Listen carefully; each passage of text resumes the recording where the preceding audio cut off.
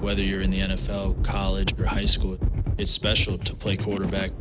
There's nothing that has given me the same exhilaration. The most important position on the field. The smart guy. Quarterback gets the commercials. The best looking guy. Let's go! Quarterbacks get the girls. It's a very narcissistic way to live life. I feel like you can do it forever. Not everyone is cut out for contact sport. Holy cow, like this is for real. There is a level of insecurity that would shock people. Put me into a panic. Tremendous pressure. He's the field general. You take that ball and drop back in that pocket. This is our craft. This is what we do. There's this fraternity amongst quarterbacks. I belong here. I believe I was born to play quarterback.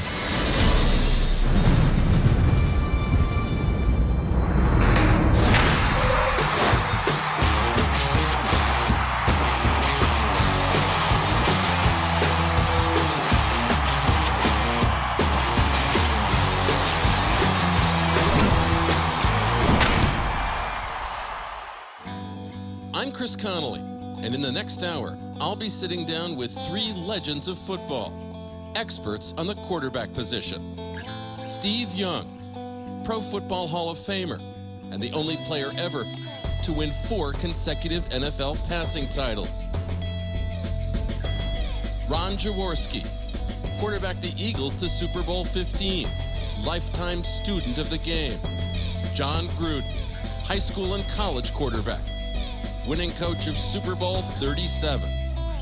You'll hear them discuss the ins and outs, the highs and lows, the demands and rewards of the most idolized role in sports, and get their unique insights into what it takes and how it feels to compete as a quarterback at every level.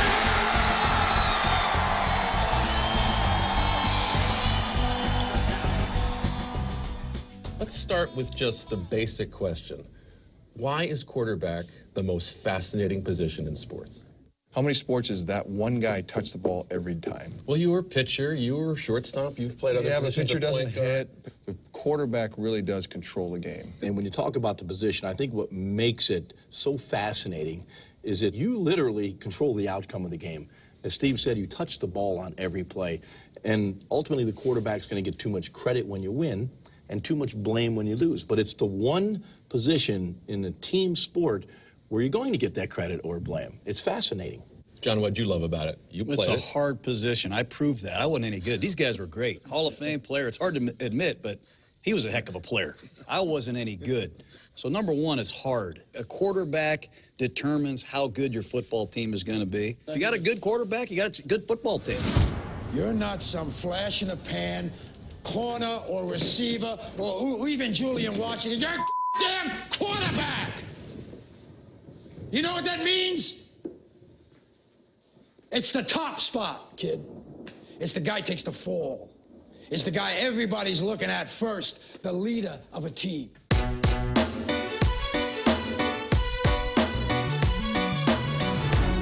When you roll a ball out there with kids playing on the playground, it's just, well, who's going to be quarterback? When you watch TV, you're not wanting to be the right guard. You're wanting to be the quarterback. People are drawn to the person making the decisions, the leader on the field. Everything falls on his shoulders, and ultimately, he has to come through. When you show up, man, you got to be all in and you have to be confident because everybody is going to go by your lead. Everybody. There's nothing that I've ever done that has given me the same exhilaration. Every single Sunday, the emotions that I experienced were amazing. The first Friday I played as a starting quarterback, that whole day of school, I could not focus. I mean, we were taking notes in classes, and I couldn't even take notes, and I'm just sitting there shaking my leg, drawing up plays. You know, I was so excited. I don't think there's anything quite like it.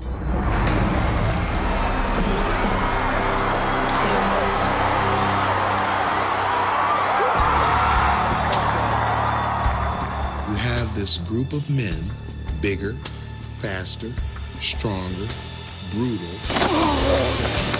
and I'm in charge of them. Boy, there's only a few guys on the planet who can actually do this. It's almost a godlike feeling of you're controlling their emotions, because whatever I do with this ball, either be it good or bad, you're getting a rise out of people.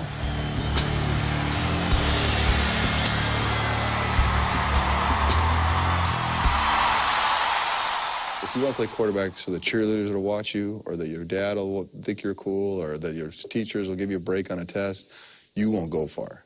Because there's a lot of pressure. Even in high school, you're going to be the one that has to be accountable. You're responsible. Yeah, you'll the get rest spit of us back are out. thinking, this guy has it made. This guy can have anything Well, so he does the wants at President of the his high United school. States. And you name anyone who's got it made, they've got it made because they're overnight successes with a lifetime of work.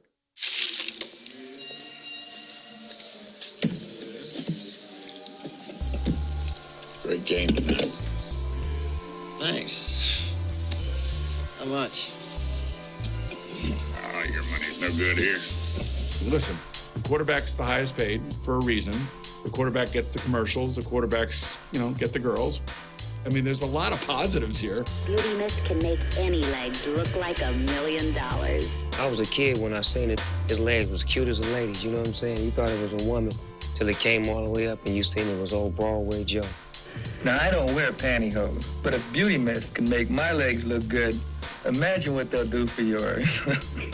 Uh-oh, what's Mid-America going to think about a guy wearing pantyhose? Wait a minute, I don't care. This is terrific. This is good. And besides, my legs were already shaved. My favorite Joe Namath story was during training camp.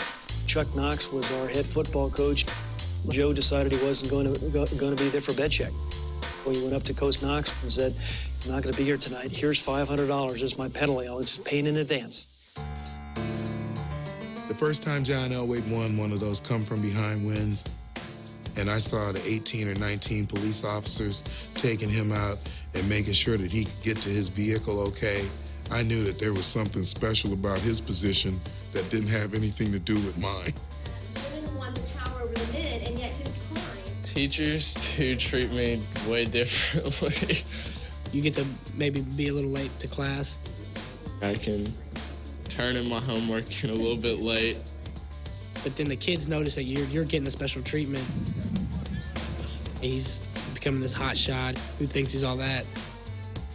It can isolate you. You need to lead by example, both off the field and on the field. Oftentimes, quarterbacks take too much of the blame. Opening night at the Coliseum, 90,000 people, and hearing in the roar of that crowd. It's just a large noise, nothing specific, except one guy yelling, Harmon, you stink. When it goes bad, it could get pretty ugly. It's like I have to make a good throw, a good pass, and good run, because if we lose, it's like everything's blamed on the quarterback. I've always looked at the quarterback as being the guy that was the shield for the team. If it was a bad football game, the quarterback had to bow his chest and take the blame. It's a lonely position because there's always the guy behind you, and if you're not playing well, he's always better. He's the alternative. There is a level of insecurity that would shock people. Whenever you feel like you played poorly and it cost your team, those are lonely times. You know, I've thrown 4 interceptions in one half. And are you the type of guy to crawl in a cave and hide, or are you going to come out and play that second half? There's nothing more humbling than 75,000 people booing your specific play, because the last thing you want to do on a Monday through Saturday of the next week is go anywhere in public because everybody's on your ass. When wives marry a quarterback, they have no clue what they're in for. But when the team loses and the quarterback throws an interception, they don't go for groceries. They'll order pizza in for the entire week until the quarterback has another chance so the wife can go out and show her face. You got to, learn from your mistakes, go watch film, and continue to get better and better. That's all you can do. Because I feel like when you win on a Sunday, everybody's going to work on Monday happy. There's nothing like a high school football game. Here's this 17-year-old kid surrounded by 8 coaches. The hitting becomes more intense. The pressure becomes more intense. You always got to be right. You can't be wrong. Holy cow, this is for real.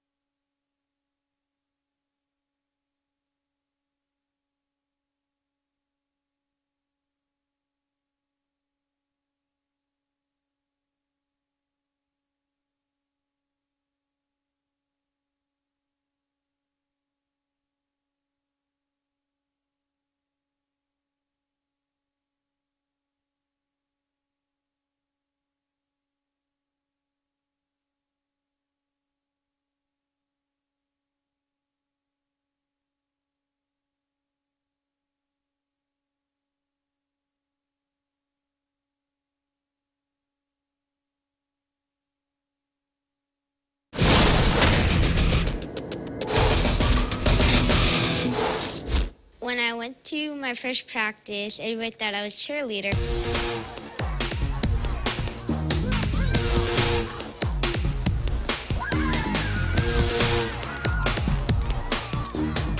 That's when they asked who were the quarterbacks. I raised my hand, and everybody was like in shock.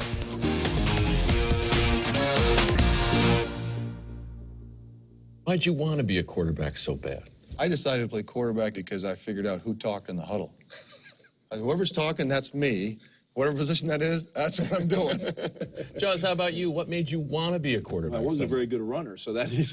But I did get a date, man. yeah. You're right. I did. My wife was a cheerleader, by the way. So I knew it. We've been together 38 years, so it worked. You know. but I could always throw the football, and that was the one God-given talent that I had, and I just always loved to throw. So. When I realized that was a skill set that I had, but I got the self-confidence saying, I can do that. What kid doesn't want to be QB? Those who get to do it find out it takes a lot more than a big arm or a big daddy to live the dream. As soon as I could walk, I was throwing the ball. There's pictures of me before I can even remember. I'd been preparing since I was 6, probably. I became a quarterback in 2nd grade. I wanted the ball in my hands more. I wanted to be a quarterback. It seemed like it was the position that held the most rank. Young quarterbacks are developed at a much earlier age than when I went through the process. When I was about 6 or 7, I started playing quarterback. I just liked the game, and I liked about how to run, and then how you pass, and all the other things. When you're a kid and you're throwing the ball farther than grown people are, that's when I know I was going to be pretty good. Some people even know me for playing football, and I haven't even met them before. Okay, now we're going to In Texas, we've got football in the 1st grade, kindergarten and 1st grade. Elbow stick, then separate your hand. Probably half the team wants to play quarterback. Okay, now, turn. Now, realistically, if you don't get private training for your kid's going to be behind, generally. I can tell that that's changed over a period of time that I've been coaching. That's better. Who was the image of being a quarterback when you were growing up in Greenwich? Roger Staubach. Staubach, oh, really? Oh, my gosh, yeah. I remember had his poster in my bedroom, and I looked at how he held, like they had a picture of him throwing the ball. And it's like, I would try to get a magnifying glass and see how he held the ball and go, oh, he puts his finger there and there and there. Okay, there. And then I'd go out and throw the ball. My quarterback hero is Tim Tebow. Michael Vick. Stevie Young, because he kept trying and he never gave up. I started playing ball in 2nd grade. I remember my dad, showing me how Joe Namath threw the ball and, hey, you got to throw it like this. I was 4 or 5 when my dad started playing catch with me. At that level, you're not worried about the brain too much. You're about who can run fast and who can throw it. Anytime your dad does something and you're good at what he does, it makes you feel good about it as a kid and you want his attention. Probably starts in the crib and his dad pitches the ball in there.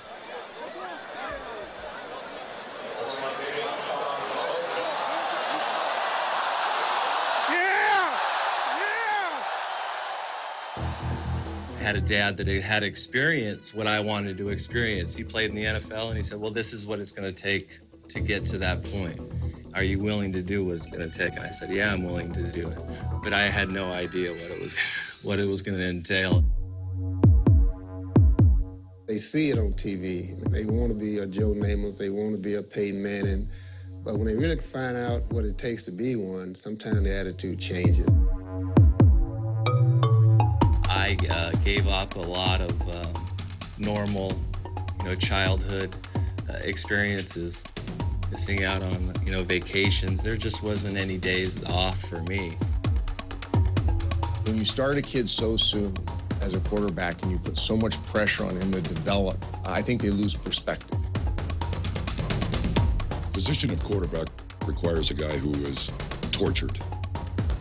I don't know what happened to these guys when they were kids, but they need all the possible help and praise that they can possibly muster because they're willing to take all of the criticism for just a little bit of the credit. As a quarterback, you have to be willing to learn. Those same methods of studying as a quarterback, I took those on to me as a rapper, and it helped me prepare to be the best rapper in the world as far as I'm concerned. You know, I tried out for the Pop Warner team. The coach would say, wide receivers over here, defensive backs over here, quarterbacks over here. So I jump in the quarterback line. And the coach, he looked at me and he said, son, are you sure that you don't want to go in one of these other lines? He wasn't racist, but he just never saw a black kid get in the quarterback line. Once he saw me throw, he said, you're a quarterback.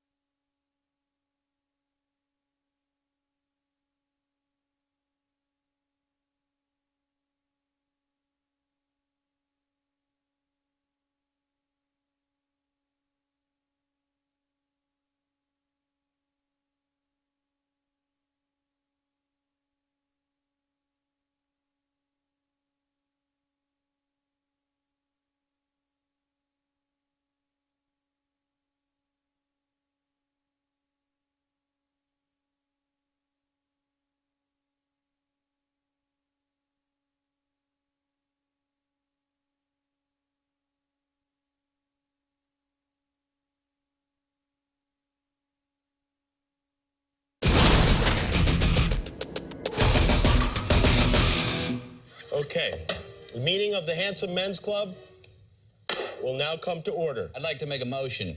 Matthew has the floor. I move that we vote for a new president. Motion denied. I'm a lot more handsome than a lot of you. Look at Romo. Look at the size of his ears. Right? Can't even get his hat on front ways ever. Because his ears are so big. Yeah. There's an expression that we use in the picture business. He has the quarterback walk. John Wayne had a walk. Joe Namath has a walk. Quarterback walk is one of confidence. I can do it. Don't worry about it.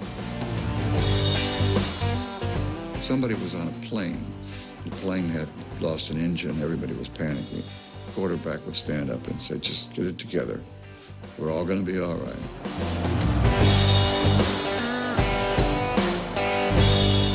Life as a high school quarterback. For people who aren't, this is the thing they dream about. It's cool. I mean, it's cool. You become somewhat the big man on campus. My junior year, I was a safety. I knew in the back of my mind the position I coveted, man. I wanted to be the quarterback. When I became a starter my senior year at South Bend Clay, those were the greatest times of my life. I had the leather jacket. You know, I can still remember 4 touchdown passes against Mishawaka High School. Suddenly, there's scrutiny for a high school quarterback and the sweet taste of on-the-field glory that can last a lifetime. People definitely have their eyes on you.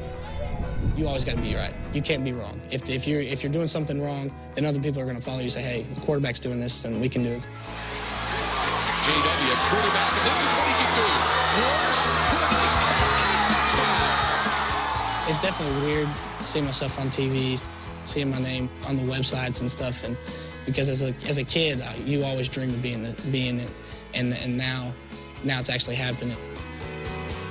The spring that I was going to play quarterback, I'd walk through the hallway and there was a instantaneous change. Every little move that you do is getting critiqued and getting followed. The game becomes more intense, the hitting becomes more intense, the pressure becomes more intense. As a freshman, I played on the varsity before I even attended a high school class, playing with 17-year-old guys, men, and I'm just hitting puberty. and playing in front of about 14,000 people.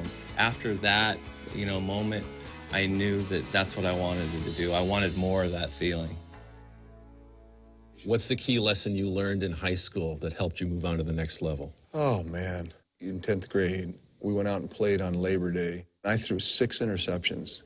We came in after the game, and my varsity coach comes in and says, "You guys are the worst athletes I've ever seen," staring right at me. And I thought to myself, well, I can't let it go down this way. Something's got to drive you to play quarterback. Something inside says, I'm going to put up with everything. I'm going for it. Deep slant, trip stacked right. Primary receivers, inside flanker. Z burst. My linemen are an 80 pass block. How deep is your drop? 5 steps. 5 steps. Trip stack left. Inside 8-yard curl. You gonna get a scholarship? Yes, Mom.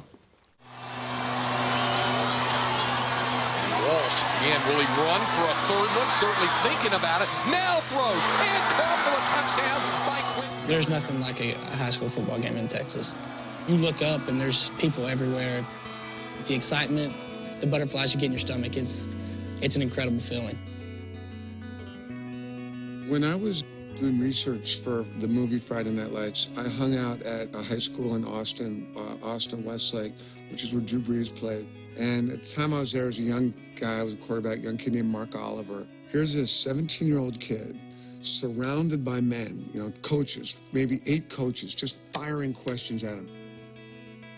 And there was a look in these adults' eyes that was not kind of like, hey, come on, let's go out there and have some fun and win a game. It's like, we got to get this done. I got 2 kids, I got a wife, I got mortgage payments, and I suddenly was like, holy cow, like, this is for real. And then went out and won the game in the second half. I'm like, wow. This kid in that moment was handling a pressure that very few people, will experience.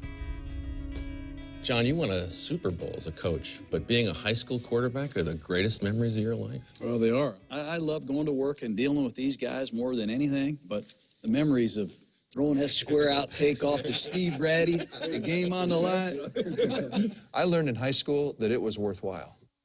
It's hard, it's not fair necessarily, but this is what I want to do. And in high school, maybe even in college, I wasn't the biggest, the fastest, the strongest, but one thing I could do is I can outwork anyone. And I think, even as anything I do nowadays, in business, as an analyst, God dang, I know there might be people that are better out there than me, but damn, at the end of the day, I'm going to get them. What I remember the most was one of the teammates telling me, hey, we got 3 games left in our life. I mean, the next week, we only got 2 games left in our football career. And when you get ready to play that last game, it's emotional taking your uniform off. What I took from my high school career was, it doesn't last forever. It's a big transition. Everything escalates. You have a lot more responsibilities. Highs and lows get steeper and deeper. In college, everybody's open. In the pros, nobody's open.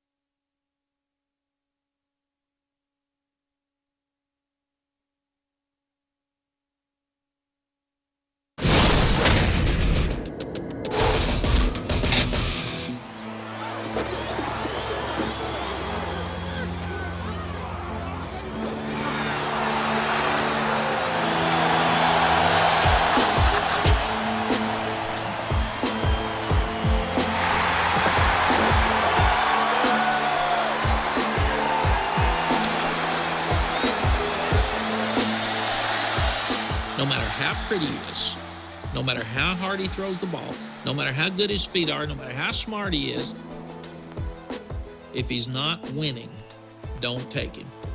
Because if he can't take his current team and win, he can't take yours. Coming out of high school, I had 0 Division I offers. Being told that I would not make it, and I was too short, too slow, not athletic enough, arm wasn't strong enough. I was 5'10", 175-pound kid.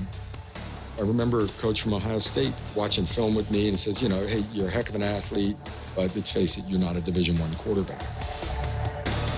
It's not just about size, it's about your heart. You know, do you want it? The stuff that you often can't measure, the heart, the mental toughness, the physical toughness, how you respond to adversity, are the most important qualities a quarterback can have. Away from home and back at the bottom, college success requires leadership, shining in the spotlight, and putting the team on your back. What's that transition like, though? You come from the high school, you're taking care of, now you're away from home, living on your own for the first time, dealing in brand new environment. How hard is that for a guy who's targeted to play quarterback? Oh my God, it's very difficult. I mean, it's a huge transformation. You know, you leave home, you leave your parents. You know, I'm in a damn dorm room, and I was 6'2", 159 pounds coming out of high school. I was recruited at Youngstown as, hey, you can throw the ball, Ron. If you come here, we're going to throw it 35 times a game. That's all I wanted to hear. I, like a fool, thought, I'm going to go play quarterback. 8th string. And I'm telling you, I remember the names. I remember looking at the depth chart. That's how many quarterbacks they had showing up back then.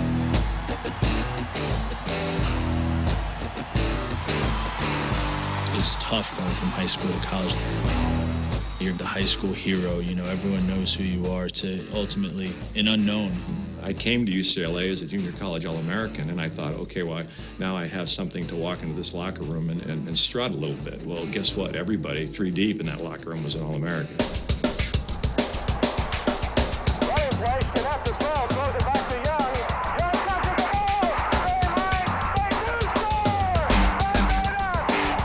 The only school that offered me a scholarship was the University of Maryland. My first day on the college campus, I think it was like either 9th or 10th ranked listed quarterback on the depth chart. You're just a lowly freshman amongst a bunch of other great players from across the country. I was like, man, this is a long, long hill to climb. It's a very humbling experience. The speed of the game is faster, just the complexity of what's going on. You have a lot more responsibilities. That first day in practice, I was really shaken. You're sitting there as a freshman watching the speed of the game, and you're like, there's not a chance that this is going to be me.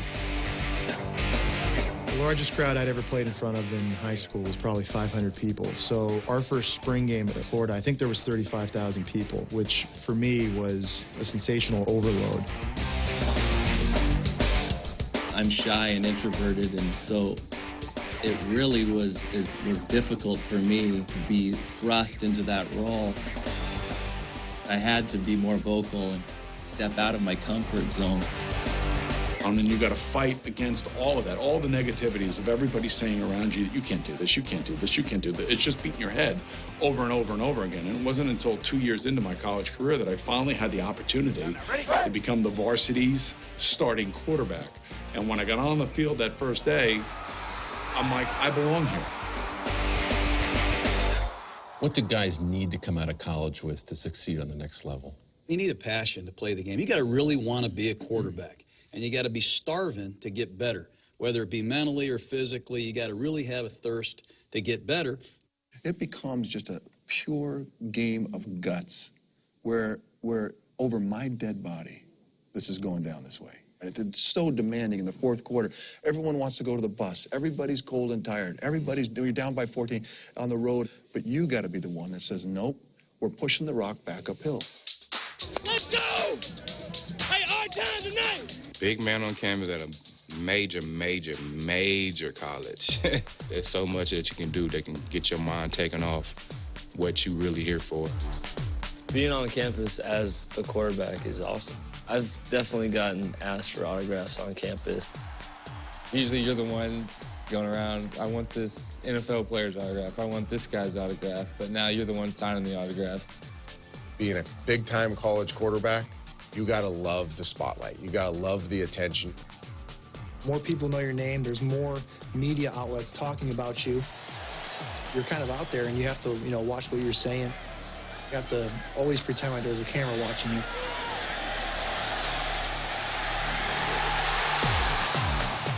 Go out and have a great game.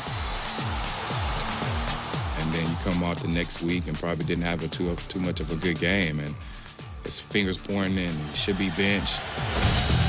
Dalton, plenty of time. Touchdown! After a win, there's people who are always really supportive, and there's always people that, well, we could have done this and we could have won by more. See, a lot of people think of it as pressure. I just think of it as an opportunity to make history. All eyes are on you, and you're telling people what to do. You're calling hot routes. Those 11 players come together as one, and you're in the middle of it.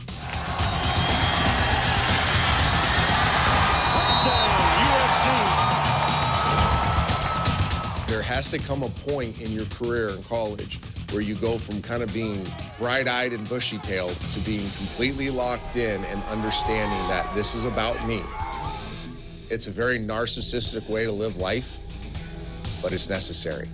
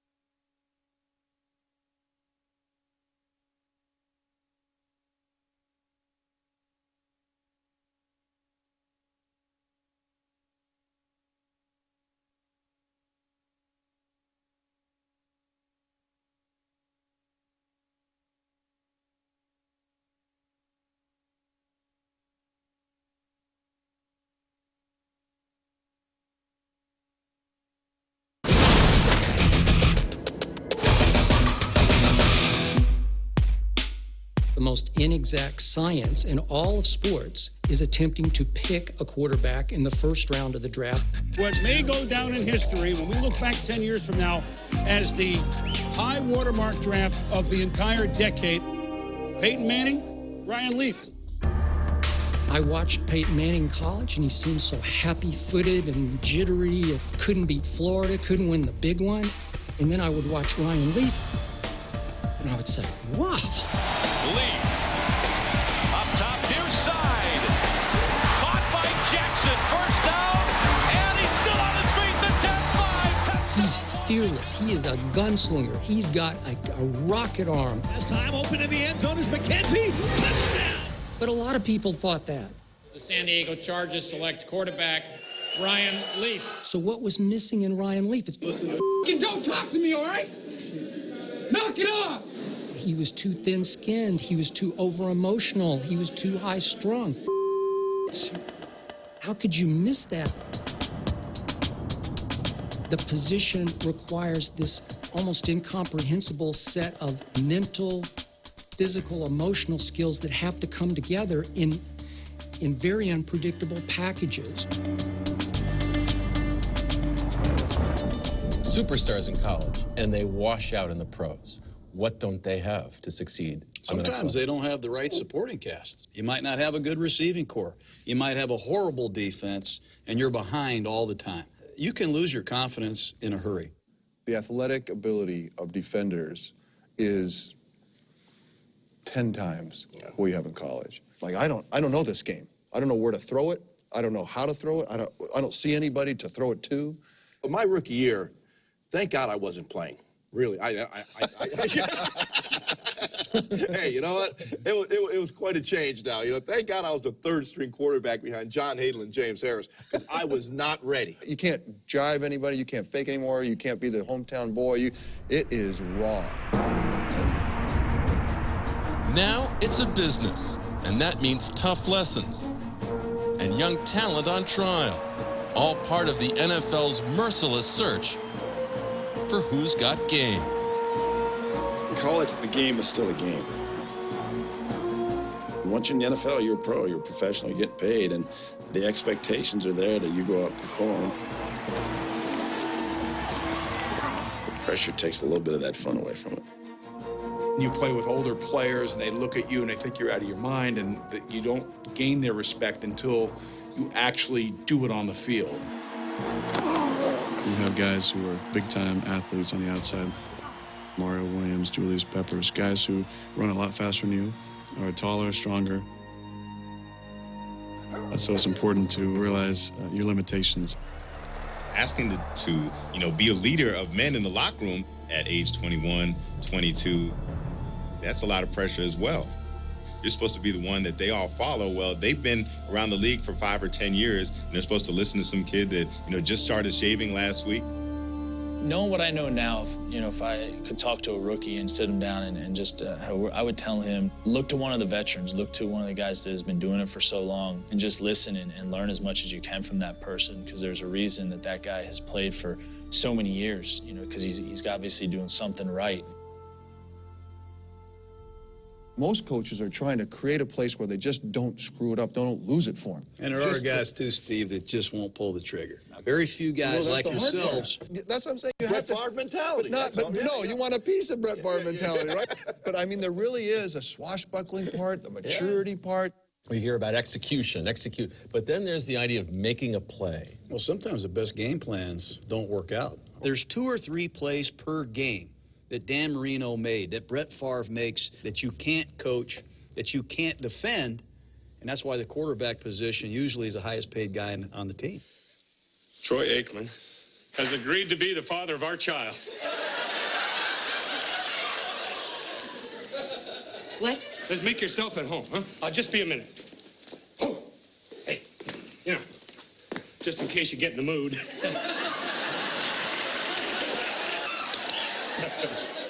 What am I thinking? You're Troy Aikman.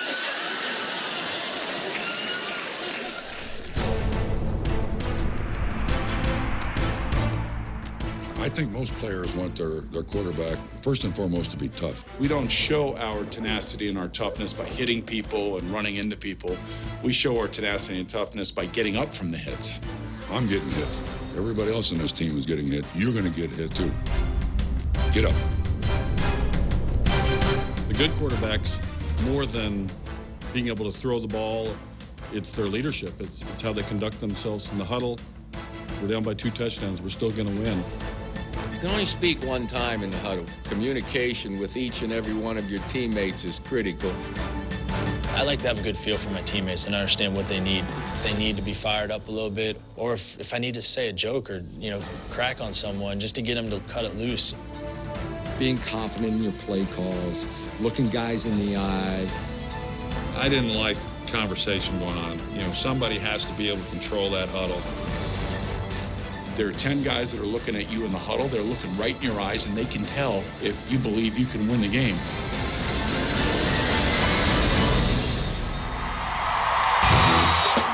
My theory was I messed up more than everyone, so I never came down on guys for dropping a ball. If you're going to tell somebody they better kick it in gear, you better make sure you got it in gear.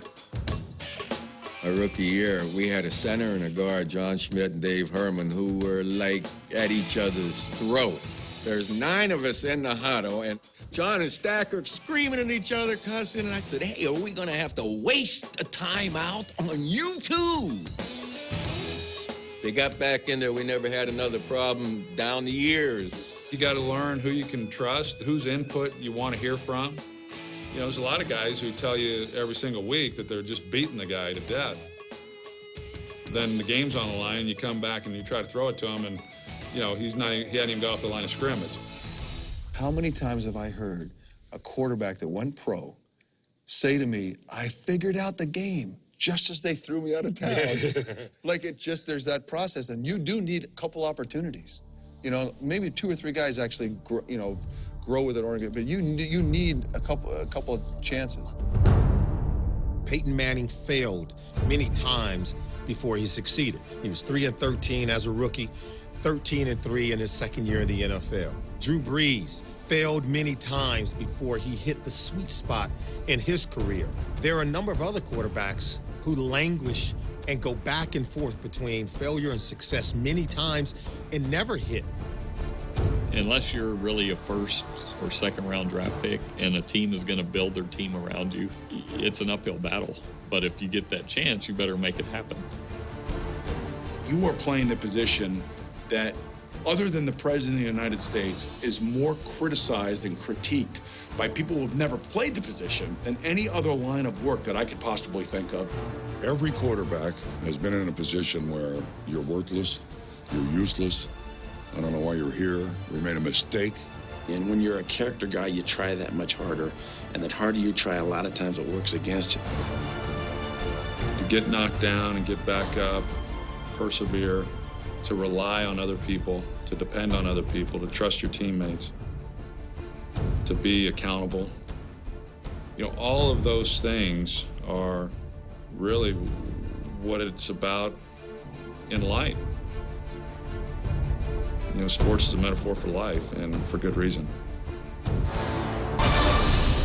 Ultimately, there's no days off in this business. Your mind's telling you, okay, I can do it. Your body's not getting it done. I knew I didn't belong right there.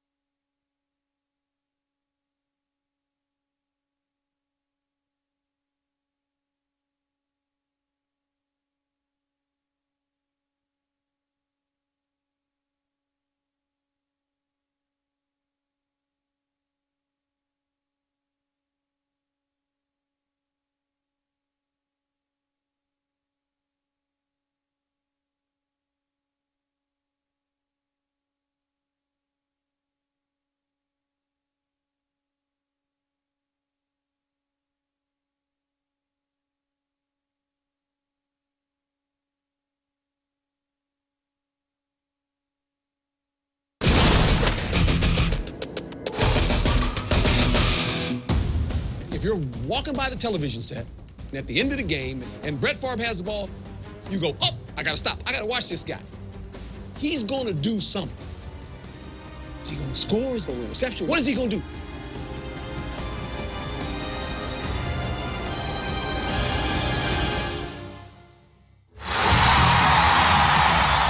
When he does come through, we sort of feel like we have succeeded with him. His achievement is our achievement.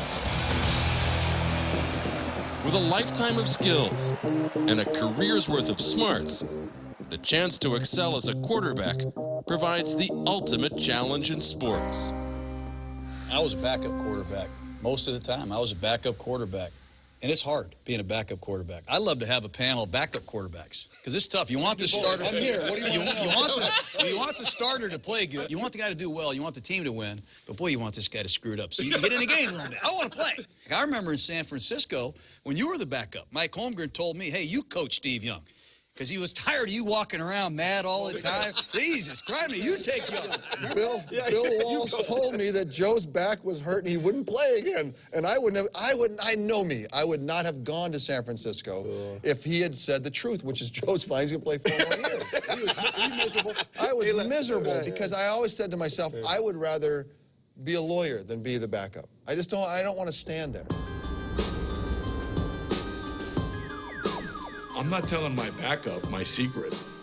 I'm not telling my backup that, oh, you know, I'm really worried about this, you know, You know, my backup is not my psychotherapist. If I need psychotherapy, I'm getting away from that building and nobody's knowing I'm going to get it. I think sometimes if the starting quarterback feels threatened that the backup could take his job, then there's a natural separation. I was a journeyman backup guy that they could trust and that I'd know what to do, and if I had to go in, I could manage the team. Been around guys that were competing but best friends on and off the field. They'd leave practice and go play golf together.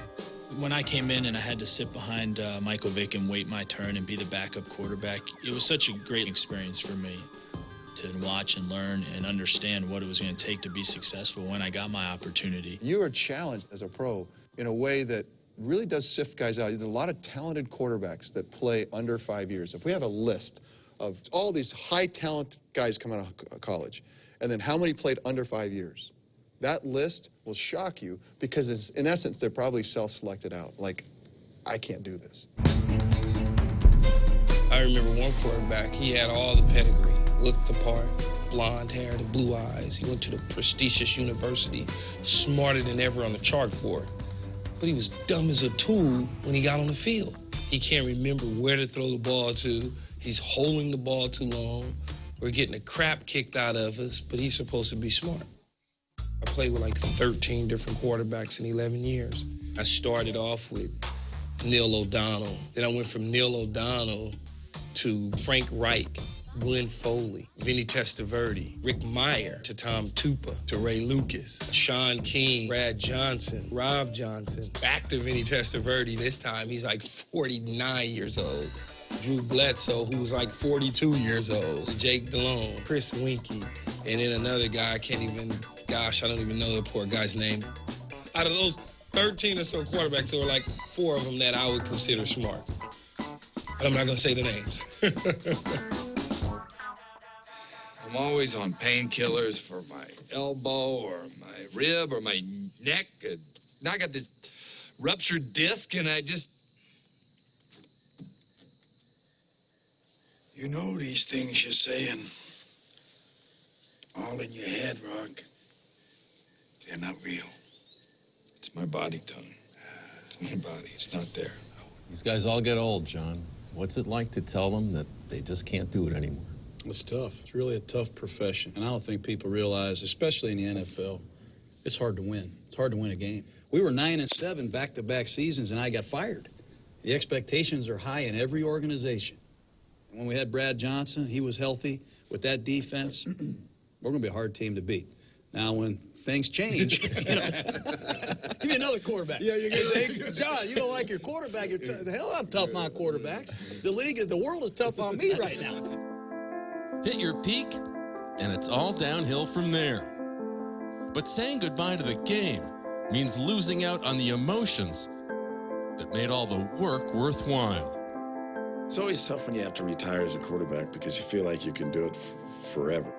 We're going to experience, or we are experiencing, or have experienced it with Brett Favre. I guarantee you we're going to experience it with Peyton Manning. He's probably going to want to play until he's 50. For a quarterback, because there's so much to learn and so much to know, about the time that you really start to figure it out and feel that you've got a good understanding and grasp mentally, well, then your body starts to fail you. Your mind's telling you, okay, I can do it. Your body's not getting it done. Obviously, your mind outlives your body. You don't ever want to let it go. You miss the huddle. You miss stepping in there with the guys and going and competing. It's the players you miss the most, the locker room you miss the most, not running out there on Sundays.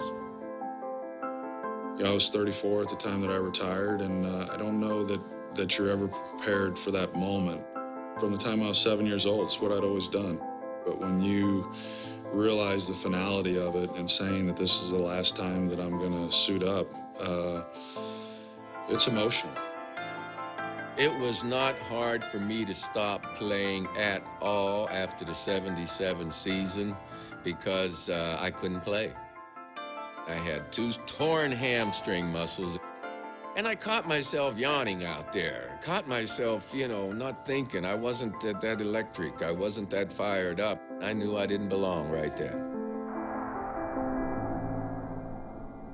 But after the finality of retirement comes a chance to look back, as our roundtable does, at the key qualities any great quarterback must have on the field and off. I think the bottom line is you got to be a leader. You also have to be accountable. You got to live to a higher standard. You can't get in trouble. You can't be late. You can't be overweight. You set the tempo for your whole football team. And I think there are certain things you just can't coach. You can coach throwing the football, but you can't coach a guy when he's been knocked down 5 times, there's blood coming out of his mouth, and 60,000 people are booing his butt. You can't teach that. I always described it when I was playing as the only thing I can imagine is to probably ask every ounce of you, physical, mental, spiritual, every bit of yourself will be discovered in the endeavor to play quarterback. Playing the position at any level creates a common bond among those who have come to understand the hard-earned joys of life as a quarterback. My real dream is I'm like out there doing a Seahawks story. Hasselbeck and all the others get the flu. It's either me or the punter. And Coach Carroll's just like, what the hell? Can you still throw? And we just kind of make up plays. Why are you laughing at me? Until you get in that huddle, until you take that ball and drop back in that pocket and have those guys rushing around you, it's very difficult to understand it. I have a great relationship with a lot of quarterbacks in the NFL. I don't feel like me being Snoop Dogg is our relationship. I feel like me playing football, being a quarterback from a youngster all the way up is what we have in common. It's that quarterback love. After games, you always see quarterbacks go up and kind of shake hands. And, it's kind of like, hey, keep it up. Things are going to get better. It creates that fraternity to where we can all relate to each other. No matter how many times you were just getting, kicked for whatever failures you had, there was always a sense of comfort when you got with the other guys because all of us could kind of relate to what each other was dealing with, good and bad. It's about the friendship, the relationships with people I played with and against. My experience as a quarterback has much more to do with life than it does with wins and losses. We all have a healthy respect for the difficulties that we have all endured somewhere along the line as the quarterback of our teams.